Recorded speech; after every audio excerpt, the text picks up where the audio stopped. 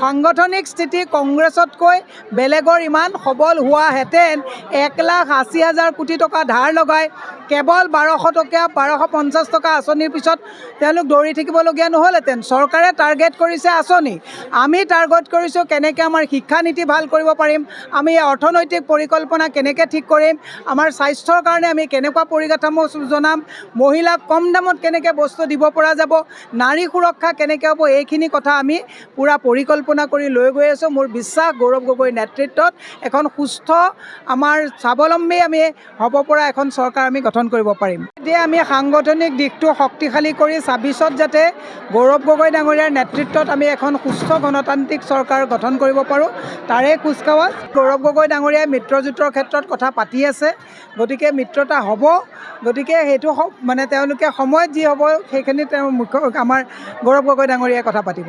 ইতিমধ্যে কথা চলি আছে, কিন্তু চব কথাটো ৰাজহুৱা কৰা নাযায়, কিন্তু এটা ভাল সম্পৰ্ক ইতিমধ্যে চলি আছে। এইটো সময়ত যেতিয়া প্ৰকাশ কৰিবলগীয়া হ'ব তেতিয়া সভাপতি মহোদয়ে প্ৰকাশ কৰিব। জুবিন গাৰ্গৰ ইম'শ্যনটো আমাৰ লগত থাকিবই, কিন্তু আমি যে আজি ইয়াত মিটিং কৰিছোঁ এইখনতো আমাৰ শক্তিবৰ্ধন সাংগঠনিক মিটিং, গতিকে আমিও কৰি আছোঁ, কিন্তু গোটেই চেনেলবিলাক এনেকুৱা হৈ গৈছে, মানুহৰ মাইণ্ডছেটটো এনেকুৱা হৈছে যে কংগ্ৰেছে অকল মানে জুবিন গাৰ্গৰ ইম'শ্যন লৈ পেলাই আমি লাগি আছোঁ, এনেকুৱা নহয়। জুবিন গাৰ্গে ন্যায় পাব লাগিব, তাত আমাৰ কোনো দ্বিমত নাই, কিন্তু সাংগঠনিক ভেটি সুদৃঢ় কৰাটো আমাৰ ৰাজনৈতিক দলৰ নৈতিক দায়িত্ব।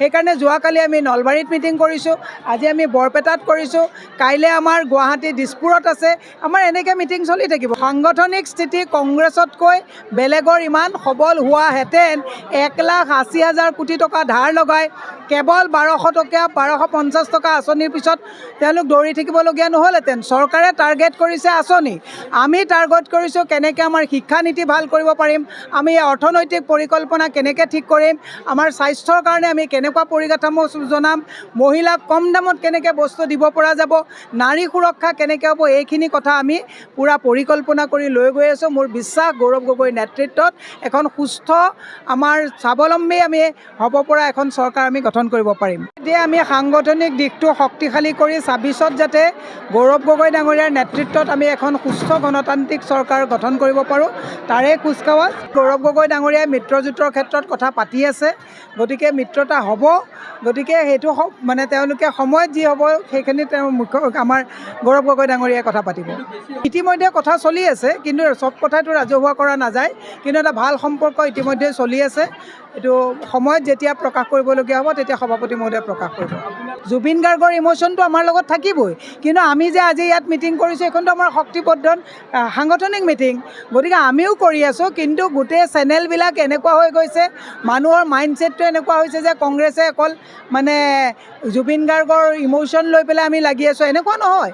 জুবিন গাৰ্গে ন্যায় পাব লাগিব, তাত আমাৰ কোনো দ্বিমত নাই, কিন্তু সাংগঠনিক ভেটি সুদৃঢ় কৰাটো আমাৰ ৰাজনৈতিক দলৰ নৈতিক দায়িত্ব।